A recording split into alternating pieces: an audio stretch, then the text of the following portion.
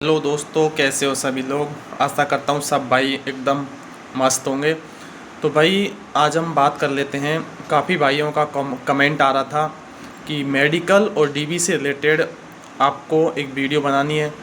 भाई आप हमको वीडियो बना के बताओ मेडिकल में क्या होता है, डीबी में क्या होता है, क्या क्या प्रोसेस मेडिकल में होता है, क्या क्या प्रोसेस डीबी में होता है। तो वो सारी चीज़ें मैं आपको एक बार क्लियर कर देता हूँ। तो ये सारी चीज़ों की इन्फॉर्मेशन लेने के लिए आप वीडियो में लास्ट तक बने रहें, जिससे आपको सारी ऑथेंटिक और हमारी एक्सपीरियंस की हुई मेडिकल और डीबी की सारी जानकारी हम आपको साझा करेंगे। ठीक है भाई। तो बहुत सारी चीज़ें हम आपके पास शेयर करेंगे। तो सभी भाई इस चीज़ को देखें अच्छे से और ऑब्ज़र्व करें। और मैं आपको बता दूं कि काफ़ी जगह का डीबी का डेट भी आ चुका है, कई जोन का, एनटीपीसी का। तो वो भाई जल्दी से जल्दी अपने डॉक्यूमेंट्स रेडी रखें। जो भी सर्टिफिकेट हो वो सारे एकदम मार्कशीट वगैरह, सर्टिफिकेट वगैरह सब कुछ क्लियर रखें, जिससे आपको भी आगे डॉक्यूमेंट्स वेरिफिकेशन में या किसी भी चीज़ में कोई तरह की परेशानी ना हो, जिससे आपको चक्कर काटने ना पड़े। जिस भाई को एफिडेविट वगैरह बनवाना हो वो सारा अभी बनवा लेना। भाई देखो, बात यह है, किसी की मार्कशीट में, किसी की आधार कार्ड में, किसी के पैन कार्ड में प्रॉब्लम्स हैं, वो अभी सही करवा लो, उसको टाइम रहते सही हो जाएगा। दूसरी बात, काफ़ी भाई जो हैं वो हैंडीकैप्ड वाले हैं, उनकी कोई दिक्कत नहीं है, वो सब अपना सर्टिफिकेट लेके जाना है। बाकी और तो ऐसा कुछ है नहीं जैसा मैं आपको बताना चाहता हूँ। बाकी सारी और डिटेल्स मेडिकल और डॉक्यूमेंट्स वेरिफिकेशन की है, वो सारी मैं आपको इस वीडियो में एकदम डिटेल से बताने वाला हूँ। उसके बाद में जैसे एक चीज़ और बता देता हूँ मैं, टाइपिंग वाले भाई हैं उनका रिज़ल्ट इस मंथ में लास्ट तक आ जाएगा। काफ़ी टाइपिंग वाले भाई बहुत ज़्यादा परेशान हो रहे हैं, और अंडर ग्रेजुएशन वाले भी काफ़ी परेशान हो रहे हैं, तो उनका भी इस मंथ रिज़ल्ट आ जाएगा। तो आप भी सतर्क रहें, आप इंतज़ार करते रहें। बाकी जल्दी से जल्दी आपके पास इन्फॉर्मेशन आ जाएगी, जो भी बात होगी। ठीक है। बाकी अब मैं आपको बात कर लेता हूँ कि मेडिकल में क्या क्या होता है। तो मैं जैसे आपको बता देना चाहता हूँ कि मेडिकल में सबसे पहले होता है बीपी जांच होता है, शुगर टेस्ट होता है, ब्लड वगैरह का जांच होता है। तो उसको मैं आपको डिटेल से समझा देता हूँ। ठीक है भाई। फिर मैं अब आपको बता देता हूँ कि आपके किसी भी डॉक्यूमेंट्स में कोई दिक्कत नहीं होनी चाहिए। उसके बाद में जैसे आपका 10th का, 12th का ये मार्कशीट होना चाहिए। आपने फॉर्म ग्रेजुएशन से भरा है तो आपके पास जो भी आपकी डिग्री है वो होना चाहिए। अगर आपके पास डिग्री नहीं है, आपने फाइनल का रिज़ल्ट दे दिया है, अभी आपका डिग्री नहीं आया है, तो आपका ऐसा करना है, आपका जो भी 3 साल का, 4 साल का जो भी आपका डिग्री का फॉर्मेट है, तो वो सारा फर्स्ट ईयर से लेके लास्ट ईयर तक का आपका कंप्लीट मार्कशीट लेके जाना है। ठीक है भाई, ओरिजिनल, जिसका भाई डिग्री नहीं आया अभी तक। ठीक है। दूसरी बात, किसी के भी आधार कार्ड में प्रॉब्लम है, पहले कुछ और था अभी कुछ और है, तो वो चेंज करवा लिया है, तो वो न्यू वाला भी साथ में लेके जाए, पुराने वाला भी साथ में लेके जाए। लेकिन यदि किसी की मार्कशीट में प्रॉब्लम है, उसने अब सही करवाया है, या कास्ट सर्टिफिकेट में प्रॉब्लम था, उन्होंने अब सही करवाया है, या फिर फॉर्म के टाइम काफ़ी भाइयों ने कास्ट सर्टिफिकेट जो है पहले स्टेट का लगा दिया था, अब सेंटर का लगाया है, तो वो भाई एफिडेविट बनवा लेना, और ओरिजिनल भी लेके जाना है। ठीक है भाई। जो न्यू है वो भी लेके जाना है, पुराना वाला भी लेके जाना है विथ एफिडेविट। ठीक है, जिससे आपको कोई भी प्रॉब्लम फेस ना करनी पड़े। और जो मैं आपको बता दूं कि अभी जब भी आपका पैनल आएगा, आपको ग्रुप बनाया जाएगा, ग्रुप बना के आपके डॉक्यूमेंट्स सेंड किए जाएंगे। तो वो सारे डॉक्यूमेंट्स पहले ग्रुप में भेजे जाएंगे, तो ग्रुप में से ही, या फिर आपके मेल पे भेजे जाएंगे, तो मेल पे से ही आप चेक करते रहना आपका वो आएगा पैनल के बाद में। तो वहाँ से आपको डॉक्यूमेंट्स जल्दी से बनवा लेने हैं, क्योंकि देखो काफ़ी जगह ऐसा होता है कि ज्वाइनिंग लेटर आता है आपका, तो उसमें टाइम लग जाता आने में। तो वो हो सकता है आपको आपकी ड्यूटी ज्वाइन करने से 2 दिन पहले आके पहुँचे, तो फिर तो दिक्कत है ना भाई, फिर कैसे बनवाओगे। तो इससे ये है कि जो उसमें ग्रुप में आएगा वही आपको डॉक्यूमेंट्स जल्दी से रेडी करवा के रखने हैं। तो उसमें आपकी डेट भी ग्रुप में ही दे दी जाएगी कि आपकी ज्वाइनिंग की डेट क्या है। ठीक है भाई। उसमें आपको ये भी पता चल जाएगा कि आपको कौन सी पोस्ट मिली है, कौन सा क्या है, वो सब कुछ उसी में रहता है भाई। ठीक है। बाकी दूसरी बात, डॉक्यूमेंट्स वेरिफिकेशन का मैं आपको बता देता हूँ। सबसे पहले डॉक्यूमेंट्स वेरिफिकेशन फर्स्ट बार में होंगे। फर्स्ट बार में आपके डॉक्यूमेंट्स वेरिफिकेशन होते हैं, जैसे फर्स्ट बार में आपका मेडिकल होगा, उस टाइम डॉक्यूमेंट्स वेरिफिकेशन होंगे। तो उस टाइम तो आपका एक डॉक्यूमेंट्स वेरिफिकेशन रफली किया जाता है। जैसे आपका मान के चलो कि आपकी जो सर्टिफिकेट है, ठीक है, जो आपका आया है, तो वो फॉर्मेट देखा जाएगा। जैसे मैं आपको सिंपल तरीके से बता दूं कि जैसे आपका फर्स्ट बार में आपको बुलाया जाएगा, ठीक है, डीवी के टाइम में। तो डीवी के टाइम में फर्स्ट बार बुलाने का मतलब ये होता है कि आपका फर्स्ट टाइम में मेडिकल चेक करना होता है। नॉर्मली डॉक्यूमेंट्स नॉर्मली रफली चेक होते हैं। फर्स्ट में बुलाने का मतलब है मेडिकल चेकिंग के लिए, वो उनका मेन पर्पज़ रहता है। तो फर्स्ट में आपका जो भी होता है कि जो भी रफली होता है ना, कि जो भी आपका रफली आपका डॉक्यूमेंट्स वेरिफिकेशन होगा वो होगा सबका। ओरिजिनल कुछ नहीं देखा जाएगा, सिर्फ आपका डॉक्यूमेंट्स का कॉपी लिया जाएगा। ओरिजिनल देख लिया जाएगा, ओरिजिनल लिया नहीं जाएगा, बिल्कुल कुछ भी नहीं है। सिर्फ आपका सेट लिया जाएगा एक, ओनली कॉपी का, जो भी हमारी कॉपी है, तो वहाँ से वो वेरीफाई हो जाएंगे। आपका वो भी देखा जाएगा क्या है क्या नहीं है, कौन सा डॉक्यूमेंट सही है कौन सा नहीं है, वहाँ देख लेंगे। उसके बाद वो चीज़ें कंप्लीट होने के बाद में फिर आपको मेमो दिया जाएगा मेडिकल के लिए, ठीक है। तो मेडिकल के लिए आपको जो मेमो दिया जाएगा ना, तो वो आपको उसमें हॉस्पिटल का नाम लिखा होगा, सब कुछ लिखा होगा। तो जो मेमो देना है वो आपको खोलना नहीं है, उसमें आपको मेडिकल हॉस्पिटल का नाम दिखा दिया जाएगा। तो हॉस्पिटल का नाम को देख के, तो वो जैसे ही आपको जौन सा हॉस्पिटल मिले वहाँ आपको पहुँच जाना है नेक्स्ट डे, या फिर उसी दिन का बोल सकते हैं, पर होगा मैक्सिमम नेक्स्ट डे ही बुलाते हैं। तो मैक्सिमम आपको वहाँ जाना है, क्योंकि वहाँ भी आपको 5 से 7 दिन का टाइम लगता है।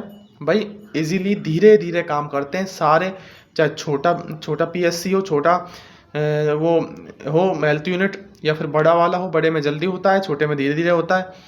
तो उस हिसाब से यह सारी चीज़ें होती हैं। पर यह टाइम लगता है, 5 से 7 दिन का टाइम आपका मेडिकल में लगेगा। उसके बाद में जिस भाई को भी कोई प्रॉब्लम होती है, तो मैं आपको पहले बता देता हूँ कि जैसे आपका ब्लड का जांच कर लेना, उसमें शुगर लेवल, हीमोग्लोबिन लेवल, तो वो सारी चीज़ें आप देख लेना सबसे पहले। उसके बाद में आपको यूरिन टेस्ट करवा लेना। उसके बाद में आपका चेस्ट में ईसीजी वगैरह करवा के देख लेना कि भाई आपके ईसीजी में कोई प्रॉब्लम तो नहीं है। उसके बाद में तो ऐसा कुछ है नहीं, एक्सरे करवा लेना। यही सारी चीज़ें, और आँख का टेस्ट भी करवा लेना। तो ये मेन चीज़ें हैं, ये आपके टेस्ट होंगे। तो ये टेस्ट आप एक बार करवा लोगे तो आपको ये इस चीज़ का सॉल्यूशन रहेगा, एकदम श्योर रहोगे, कॉन्फिडेंट रहोगे, वहाँ जाने पर घबराओगे नहीं। और सबसे बड़ी बात है, काफ़ी भाइयों की बीपी में प्रॉब्लम आती है। तो बीपी में प्रॉब्लम क्यों आती है, वहाँ जाकर वो घबरा जाते हैं कि भाई क्या होगा क्या होगा। ऐसा कुछ नहीं है, मैं आपको पहले बता देता हूँ। जब भी आप बीपी करवाने जाओ, वहाँ बीपी लास्ट में होता है, बीपी चेक करवाने जाओ ना, तो सबसे बड़ी बात यह है कि बीपी चेक करवाने जाओ तो उस चीज़ के बारे में सोचना ही मत, कोई और ही बारे में सोचना। आप मतलब कुछ भी नहीं सोचना है आपको, एकदम मस्त रहना है, एकदम बिंदास रह के सोचना है, कुछ भी नहीं सोचना, एकदम चिल रहना है। तो चिल रहोगे एकदम मस्त, एकदम आपका एकदम लेवल में आपका बीपी आएगा, एकदम टेंशन नहीं लेनी है, ठीक है भाई। तो ये हो गया डीबी का। उसके बाद में जब आपको ज्वाइनिंग का लेटर आएगा, जब लास्ट में आपकी ज्वाइनिंग डेट आएगी, जिस डेट को आपको फाइनल ज्वाइनिंग करनी होगी, क्योंकि भाई पहले ये जो डीबी होती है, इसमें क्या होता है कि इसमें मेडिकल में जो बाहर हो जाते हैं या फिर कोई भी डीवी करवाने नहीं आता है, तो इसके हिसाब से फिर सेकंड पैनल आएगा, फिर थर्ड पैनल आएगा, ऐसे आता है, ठीक है। तो ये सब मेडिकल वगैरह हो जाने के बाद में आपको फाइनल जो डेट आएगी आपकी ज्वाइनिंग की, उसमें क्या रहता है कि उसमें आपके फिर डॉक्यूमेंट्स अच्छे से चेक किए जाते हैं। जैसे आपका जो भी डॉक्यूमेंट्स है ना, उसमें अच्छे से चेक करने का मतलब ये है कि जैसे मान के चलो कि जैसे मैं आपको बता दूं, तो उसके बाद में जब आपकी फ़ाइनल ज्वाइनिंग होएगी ना, उसमें क्या होता है, आपके सारे डॉक्यूमेंट्स का फॉर्मेट लिया जाता है। जैसे आपका सेल्फ डिक्लेरेशन भी लिया जाएगा, आपके सारे जैसे 2 जानकारों के नाम भी लिए जाएंगे, जैसे आपको जो जानते हैं उनका कॉन्टैक्ट नंबर भी, उनका एड्रेस भी, आपकी सारी डिटेल्स, आपने क्या डिग्री की है क्या नहीं की है, आपका सारी डॉक्यूमेंट्स का उसमें लिखा जाएगा। उसके बाद में आपने क्या टेंथ में आप थे उस टाइम, आपकी क्या एज थी, कितनी परसेंटेज थी, वो सारी चीज़ें लिखी जाती है उसमें। सेल्फ डिक्लेरेशन में एक आता है फॉर्मेट का आता है, उसमें बहुत सारी चीज़ें होती हैं। एक डिक्लेरेशन टाइप में फॉर्म आता है, उसमें 3-4 पेज का आता है, उसमें बहुत सारी चीज़ें लिखी जाती हैं, ठीक है। तो वो चीज़ें होती है। उसके बाद में आपका फॉर्मेट भी लिया जाएगा। जैसे आपका फॉर्मेट रहेगा, जैसे डॉक्यूमेंट्स फॉर्मेट रहता है ना, तो उसमें सारे डॉक्यूमेंट्स के फॉर्मेट लिए जाएंगे। उसके बाद में आपसे बोला जाएगा कि आप सारे अपने डॉक्यूमेंट्स हैं उनको स्कैन कर लो। स्कैन करके उसको टेलीग्राम पे भेजना होता है, फिर वो आपकी HRMS में वो चीज़ अपलोड करता है। HRMS बनाएगा, HRMS में अपलोड करेगा। उसके बाद में आपकी फिंगर वगैरह का थंब लेगा, वो सारी फिंगर लगवाएगा, डिजिटल सिग्नेचर भी लेगा, सेल्फी भी लेगा, आपको शपथ भी दिलवाएगा। उसके बाद में धीरे धीरे जैसे ये आपकी सारी चीज़ें कंप्लीट होती जाती हैं, क्योंकि HRMS में भी काफ़ी टाइम लगता है, काफ़ी भाइयों का HRMS में OTP आने में टाइम लग जाता है, तो वो धीरे धीरे वो थोड़ी सी प्रॉब्लम होती है उस चीज़ में। तो वहाँ ये चीज़ में एक दिन ख़राब हो जाता है पूरा, है ना। तो ये चीज़ है। और बाकी बात ये है कि लास्ट में डॉक्यूमेंट्स पूरे होने चाहिए, और कोई भी डॉक्यूमेंट्स में कमी है तो वो चीज़ें लास्ट में जब ज्वाइनिंग होगी, जब HRMS बनेगी, उस टाइम वो एफिडेविट लगेगा आपका, पहले आपका एफिडेविट नहीं लगेगा। दूसरी बात, कोई भी भाई हो, रेलवे फॉर्मेट का कास्ट सर्टिफिकेट कंपलसरी है, मस्ट है एकदम। रेलवे फॉर्मेट का कास्ट सर्टिफिकेट एकदम 100% कंपलसरी है। दूसरी बात, एक वो आता है, क्या बोलते हैं उसको, एक वो आएगा जैसे आपका गजिस्ट्रेट ऑफिसर का एक जैसे प्रमाण पत्र आता है, एकदम आइडेंटिफिकेशन के लिए आता है वो, उसका नाम मेरे को याद नहीं आ रहा है। जैसे रेलवे फॉर्मेट में कास्ट आता है ना, ऐसे ही वो आता है कैरेक्टर सर्टिफिकेट आता है, ठीक है। उसमें क्या है, गजिस्ट्रेट ऑफिसर का ही साइन चाहिए। जिस भी गजिस्ट्रेट ऑफिसर का साइन होगा उसमें उसकी मोहर होगी। वो आपको कब से कब तक जानता है, इतने साल, उसमें साल लिखा होगा, उसके बाद में वो क्या पद पे है, वो सारी चीज़ें, तो वो सिग्नेचर वगैरह विद सब कुछ लिखा होगा उसमें, ठीक है भाई। ये चीज़ें लिखी होती हैं उसमें। उसके बाद में ये चीज़ें इंपॉर्टेंट हैं। बाकी जो आपको डॉक्यूमेंट्स दे दिए जाएंगे, कौन कौन सा क्या भरवाना है, सब कुछ। बाकी कहीं भी किसी भी गवर्नमेंट किसी भी चीज़ में किसी भी डॉक्यूमेंट से अगर आपका सिग्नेचर चाहिए तो हमेशा ध्यान रखना गजिस्ट्रेट का ही चाहिए, ठीक है भाई। दूसरी बात ये रहती है, आपका एक चेक बुक ध्यान रखना, हमेशा ज्वाइनिंग के लिए जाओगे चेक बुक हमेशा आपको चाहिए।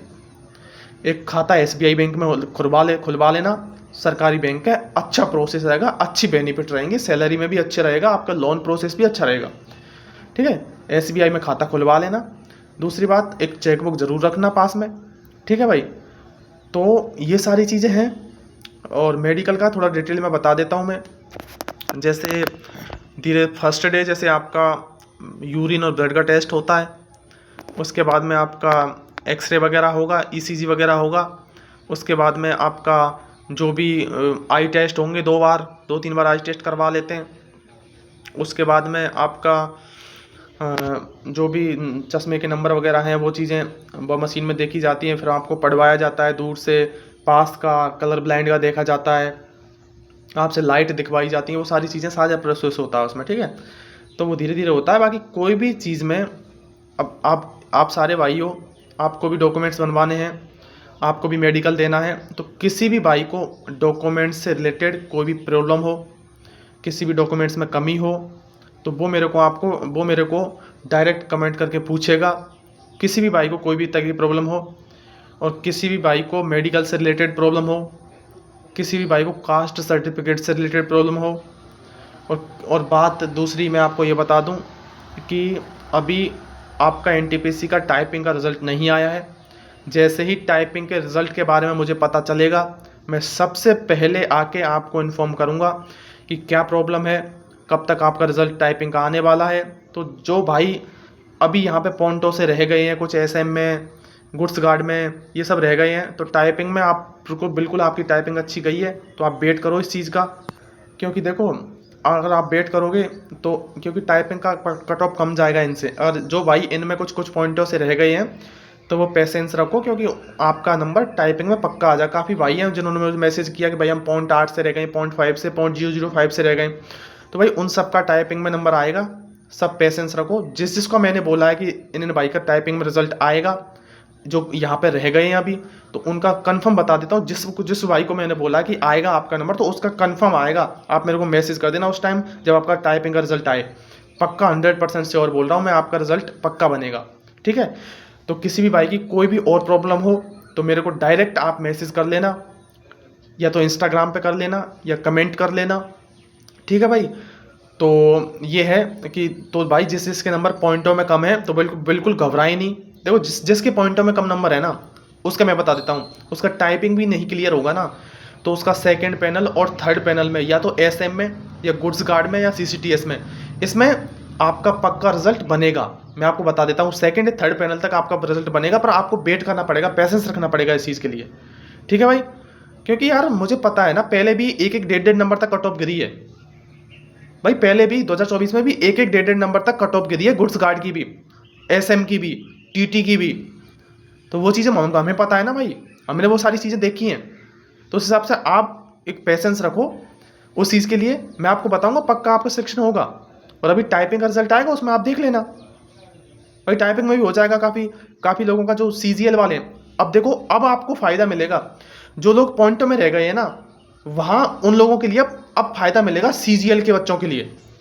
अब सीजीएल के बच्चे यहाँ आएंगे नहीं, तो फ़ायदा क्या मिलेगा, अब वो लोग स्किप करेंगे डीबी को, तो फिर सेकंड पैनल आएगा, थर्ड पैनल आएगा, तो जो पॉइंटों में रह गए उनको ही तो फ़ायदा मिलेगा, जो एक एक नंबर से रह गए उनको ही तो फ़ायदा मिलेगा। जो लोग पॉइंटों में 0.8 0.5 से रह गए, 0.3 से रह गए, उनको सबको अभी फ़ायदा मिलने वाला है उन सीजीएल वाले बच्चों के लिए। जो बच्चे छोड़ रहे हैं ना सीजीएल के, वो अच्छे नंबर वाले हैं, तो उन लोगों की वजह से अब आपको सेकंड पैनल और थर्ड पैनल में वो पूरा चांस मिलेगा, पूरा आपका कट ऑफ भी गिरेगा। तो यहाँ पे आपको मैं बोल रहा था, यहाँ पे आपको वो चीज़ का फ़ायदा मिलने वाला है, समझ रहे हो। तो ये चीज़ है, थोड़ा सा आप पेशेंस रखो इस चीज़ के लिए, और बाकी आपको बहुत फ़ायदा मिलने वाला है इस चीज़ का, मैं आपको गारंटी से बोल रहा हूँ, ठीक है भाई। बाकी किसी भी भाई की कोई भी क्वेश्चन क्वेरी हो, आप मेरे को मैसेज करो, मैं आपको बिल्कुल क्लैरिटी के साथ सब कुछ दूंगा। और सबसे बड़ी बात यह है कि मैंने तुम्हें पहले भी बोला था रिजल्ट के बारे में, रिजल्ट की सही इन्फॉर्मेशन दी थी कि सेकंड वीक तक आएगा, सेकंड वीक तक आ चुका है। बाकी और भी आगे जो भी इन्फॉर्मेशन होगी एकदम करेक्ट दूंगा मैं आपको। तो भाई मेरे से जुड़े रहें और चैनल को सब्सक्राइब कर लें, जिससे मुझे भी एक मोटिवेशन मिलता है, एक पॉजिटिव वाइब आती है। बाकी मैं आपको सारी इन्फॉर्मेशन देता रहूँगा, ठीक है भाई। किसी भी भाई को कोई क्वेश्चन क्वेरी हो आप कमेंट में पूछ लेना, ठीक है भाई। जय हिंद।